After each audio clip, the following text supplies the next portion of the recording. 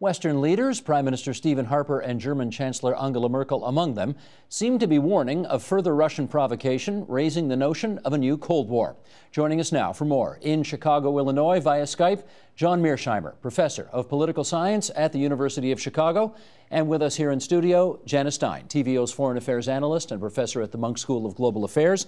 And in welcoming you, Janice, and you, John Mearsheimer, to our program tonight, let's start by further quoting Angela Merkel, whom we quoted in our introduction, who had the following to say about all of this. Who would have thought that 25 years after the fall of the Berlin Wall, after the end of the Cold War, and the end of the world's separation into two blocks, something like this could have happened in the middle of Europe? Old ways of thinking in spheres of influence which spurn international law must not become accepted. It's not only about Ukraine, it's about Moldova, it's about Georgia. If it continues like this, one has to wonder about Serbia. One has to wonder about the countries in the Western Balkans. Now, before we get deeper into all of the themes here, let me get your, John Mearsheimer, you first, your just general assessment of what Angela Merkel has put forward there. Well, I disagree in very important ways with what she said. I think the key point to understand is that the taproot of the problem here is NATO expansion. Since the mid-1990s, the Russians have been saying very clearly that it was unacceptable for NATO to expand eastward up to Russia's borders. And good numbers of Americans agreed that expanding NATO was a bad thing and it was going to lead to serious trouble at some point down the road. Of course, that serious trouble happened this February. And since then, we've had a major crisis in Ukraine. But the argument that it was unanticipated, it was surely unanticipated by people like Angela Merkel and Mr. Harper and Mr. Obama. But the fact of the matter is that anybody who understands geopolitics 101 should have understood that you were eventually going to have a crisis because of NATO expansion. Janice, you've taught geopolitics 101, so did you see this coming? Not this way. I certainly think pushing up against Russia's borders with NATO was not a smart idea. That having been said, this was a stunning statement from Angela Merkel because she fundamentally felt like John does and avoided for as long as possible escalating this, was reluctant on sanctions, dragged her feet. What provoked her this time was yet evidence again that there were Russian irregulars, in quote, moving back into Ukraine. And there you have a German chancellor, born in East Germany, whose DNA is get along with Russia, do not poke the bear in the eye. Finally saying enough is enough, something wrong is happening here. So, John Mearsheimer, to those who say Russia is merely trying to recreate its quote-unquote sphere of influence that it's had for much of the past 70 years, you say what? I say that it's not trying to recreate it, it's trying to maintain it. What the West is trying to do here is move NATO up to Russia's border, to incorporate countries like Ukraine and Georgia into NATO. The Russians have long said that this is unacceptable. This is, from a geopolitical point of view, commonsensical.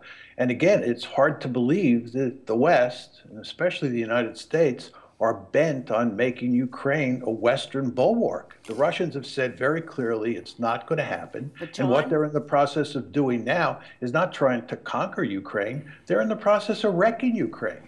But John, I don't think it's fully accurate to say that the Western powers wanted to include Ukraine in NATO. In fact, they've said the reverse time and time and time again, that they would not expand the NATO umbrella to include Ukraine. What they have supported is integration, closer integration with the European Union. That's very different from NATO. And they've been very careful about that. So I don't think that gets us through this one. I disagree with that, Janice. And I think if you look at the communique that was issued after the famous April 2008 Bucharest conference, that was a NATO conference, it was said explicitly that both Georgia and Ukraine would become part of NATO. And I would note to you that in August 2008, that's a few months after the Bucharest conference, there was a war between Russia and Georgia, and it was over this very issue. The fact is that Putin and the Russians more generally are not going to tolerate a Western policy that tries to make Ukraine and Georgia a Western bulwark on their border. Yeah, but I think you also have to say that certainly in the last 18 months, British Prime Minister, the President of the United States has come out again and again, and even NATO has said explicitly, we will not extend the NATO umbrella to Ukraine, well, and they haven't done so. Can I ask a silly question here? If a country, if a sovereign nation wants to join NATO, and NATO is prepared to have them, why should the Russians have any say at all? Well, because you have to be responsible, right? That's like asking Steve if the Warsaw Pact, if Cuba had said, I'd like to join the Warsaw Pact during the Cold War. Well, what voice did the United States have whether the Warsaw Pact expanded 90 miles off the shore of the United States? There's theory and then there's reality. There's reality, exactly. But what's critical here is they may have gotten it too late, the leaders in Britain and the United States, but they got it and they've been saying it. And in fact, the Ukrainian leadership is upset, is repeatedly saying we deserve NATO protection. And they're fundamentally saying you're on your own. So if you look today, after hearing this for a year, why isn't Putin getting the message? I want to ask John Mearsheimer about something that Stephen Harper said to Vladimir Putin when the two of them recently got together. I'm not sure how big this got played in the United States, but it was a huge deal in Canada, where when they met, Harper extended his hand, said, I guess I've got to shake your hand, but you got to get out of Ukraine. What did you think about the usefulness of doing that? Well, I think it made him feel good, and I think for domestic political purposes in Canada, it was probably a smart move. But in terms of solving this crisis, it's going to work exactly in the opposite direction. It's just going to make the situation worse. I mean, what Harper and Obama and Merkel are all doing is they're doubling down on the existing policy. They think that they can be tough with Putin, and Putin is going to throw up his hands and quit. They're dead wrong. Putin is not going to quit. What Putin is going to do is he's going to further wreck Ukraine. So Mr. Harper and President Obama and others should understand that what they're doing here is that they're basically screwing the Ukrainian people. They're helping to lead Ukraine down the primrose path.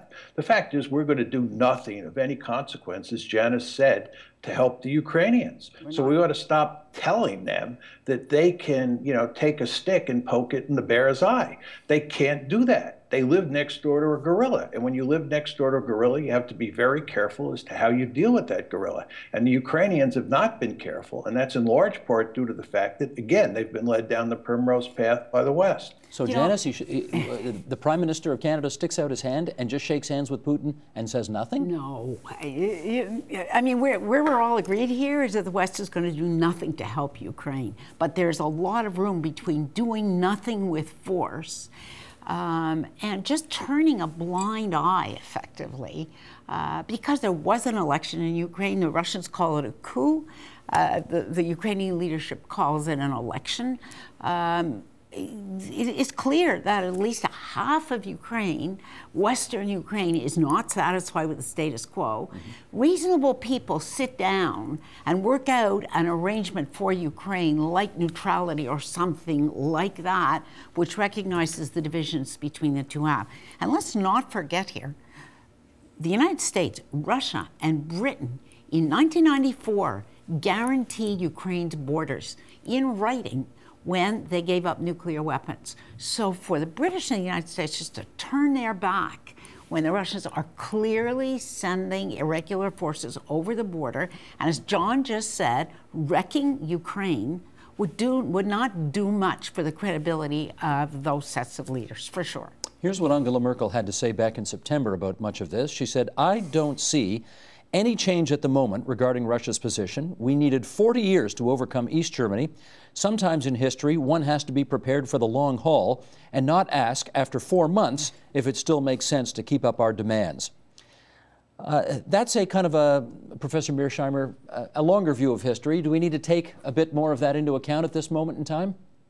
I think it makes perfect sense to think about this over the long term. But the question you want to ask yourself is what happens over the long term if we continue to pursue the policies that President Obama, Mr. Harper, and Angela Merkel are pushing forward. And my point to you is the Russians are not going to back down. When countries' core strategic interests are at stake, and that is what is at play here, Russia views its core strategic interests at stake. It thinks that Ukraine becoming a Western bulwark is categorically unacceptable. It will absorb huge amounts of punishment to prevent that from happening. And at the same time, it has the capability to retaliate. You don't want to forget that we depend on the Russians to deal with Iran. We depend on the Russians to deal with Syria. We depend on the Russians to deal with Afghanistan. We depend on the Russians to deal with securing nuclear materials. We're going to depend on the Russians in the future to deal with China. We have all sorts of interests to work out an accommodation with the Russians. But instead, we're going to continue to poke a stick in their eye, wreck relations between the West and Russia, and do serious damage to the Ukrainian people. Janice, do you agree we depend on the Russians for all of those things? Of course, because of course we do. And you know, this is the parts of the world are interconnected now. What happens in one part of the world spills over into another. And Russia is a key player on many, many, many of these issues. But that doesn't, nobody's asking the Russians to back down, right? What everybody is asking the Russians is to work out some sort of accommodation which respects the independence of Ukraine. That's very different from saying we're pushing our NATO forces up against your border. And if we say, well, Russia's a core strategic interest, has been part of Russia, you can make the same argument about the Baltics. Where do you stop? Are we giving Putin the comfort he needs when he says, I'm worried about the 50% of people in eastern Ukraine who are of Russian heritage, and I've got to be responsible for them? You know, that's a legitimate argument on his part, just as it's legitimate to worry about the Russian-speaking peoples in the Baltic states. But you don't use your army to solve that problem. You sit down at the table, they agree to a ceasefire, both sides violated it, but clearly the Russians have violated it in a much more serious way because of the difference in capability. This can only be solved by negotiated accommodation. And the longer the Russians think that they can do this by subversion, yes, they will wreck Ukraine, but they're also going to wreck their own economy in the process. It makes no sense. And I think Putin is doing this for domestic purposes. So, Professor Mearsheimer, if the status quo isn't working, and if tough talk isn't working, and if sanctions aren't working, what's a better alternative to find a happy way out of this?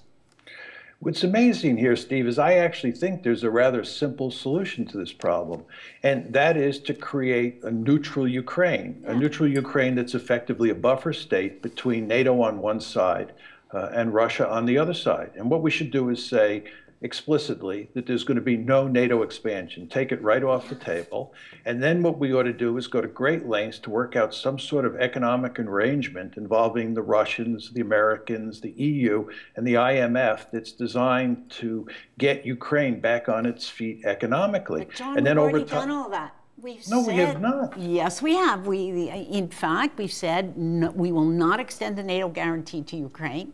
I don't agree with that. Well, no, I mean, repeatedly, you and I both acknowledged it when we said the West is not going to do anything.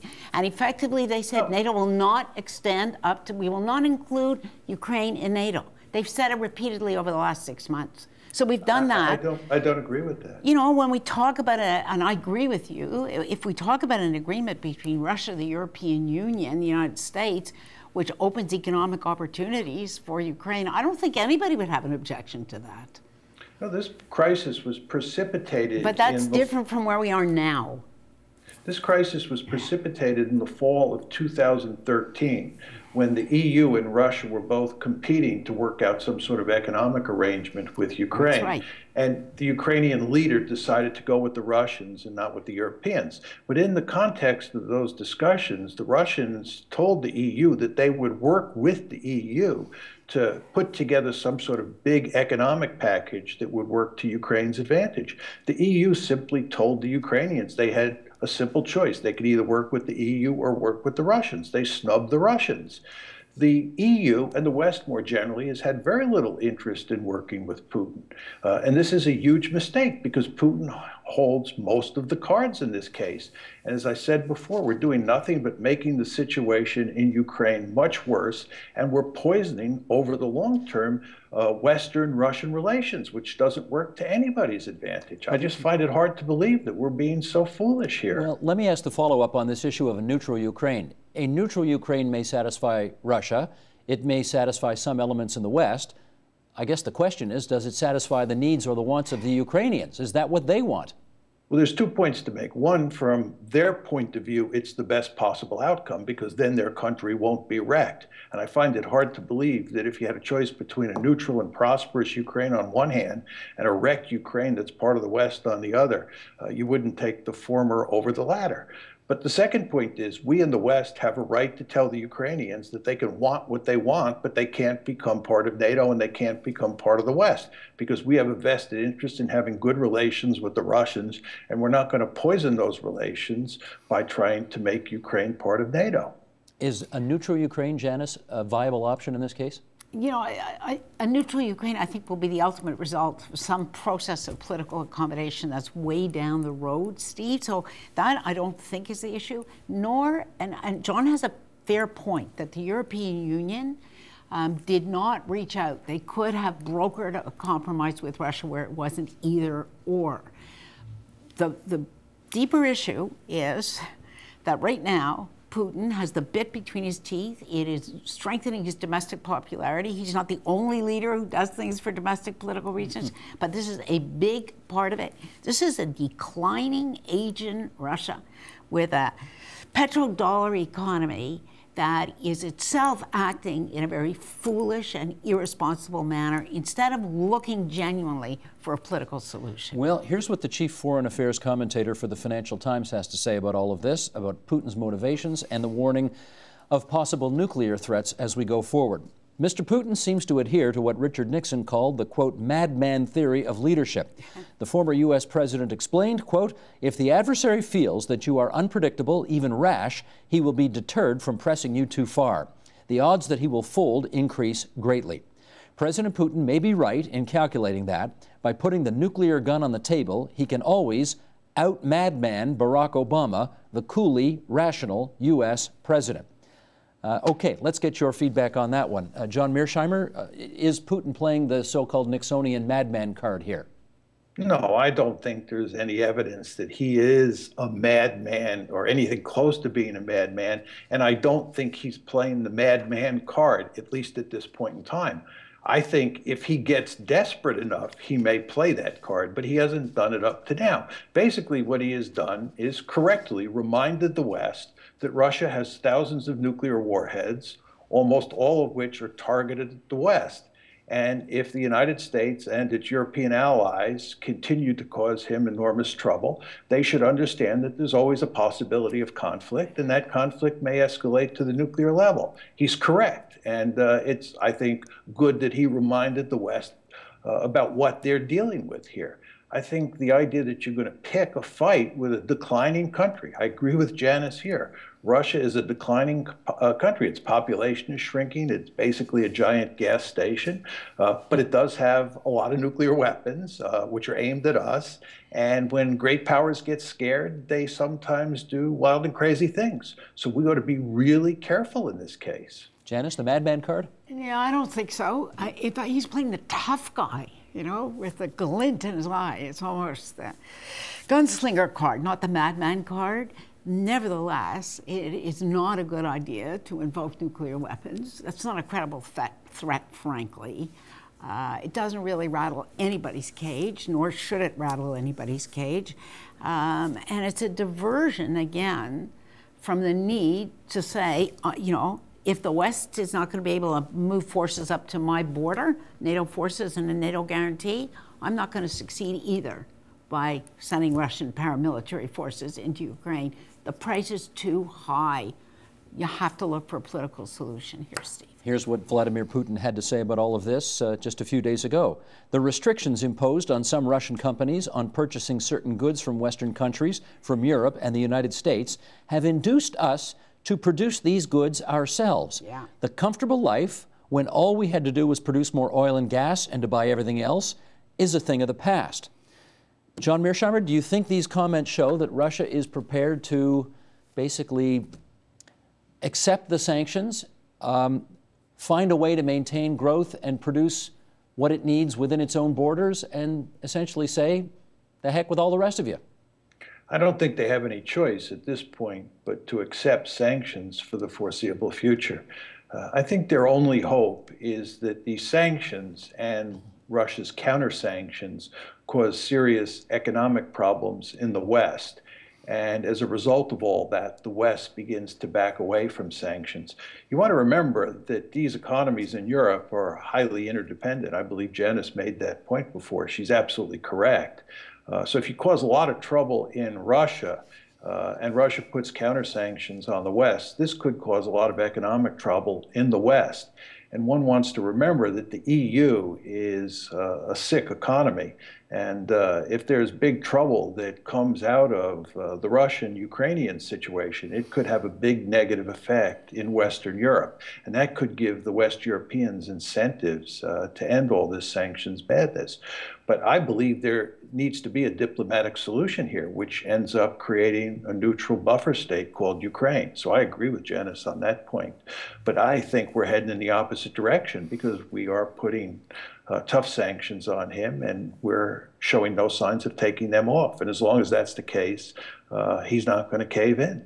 Whom do you think, Janice, that sanctions hurt more? Well, you know, sanctions among interdependent economies like this really hurt everybody, Steve. You know, for Putin to say we're going to produce our own cheese at home in Russia is probably okay. There are other imports that they actually cannot produce themselves. But there's a negative consequence of the sanctions too. Russia turns increasingly toward China.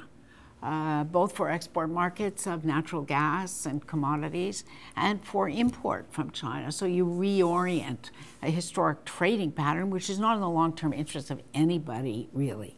So everybody gets hurt in this. That's the nature of sanctions against a powerful country like Russia. But we're at an impasse here. You know, a ceasefire was signed. It's clear Russia's violated that ceasefire on a massive scale. The evidence is very strong. The intelligence evidence is very strong. So both sides have to climb down. We probably need some back-channel discussions, which I'd be surprised are not going on, about how we move everybody off dead center right now. But if you're Putin and you're banking on the willingness of the Russian people to sustain privations, which they are, and remarkable have acts. For a long time. Yes. Exactly. I mean, that's not a bad bet, is it? No. No, and so this can go on for a long time. I don't think that there is in the near future, any kind of obvious solution. And the real management challenge is for both sides, but particularly for Putin right now, who is the one who is escalating at this moment, to understand that that road is not going to get him anywhere. And you know, there is also some evidence, we don't know yet, it's so hard to read, but in Russian public opinion polling, that there are sectors of Russian society that are unhappy now. They've been used to cheese from France. They get that Russian cheese doesn't quite cut it against the brie that they were eating from Chance. And it's when you begin to get those kinds of grumbles among the privileged classes who are used to privilege, that a regime like Putin's, which is increasingly autocratic, gets into serious trouble. We've got about a minute left here, John Mearsheimer, and I want to ask you this. Sometimes little things mean big things, and one of the little unusual, quirky items that I noticed in the papers this past week, that Russia is developing its own Wikipedia. What did you infer from that? Well, I think that the Russians, and this is true of the Chinese as well, believe that the Americans dominate the information revolution and they control a lot of the discourse around the world.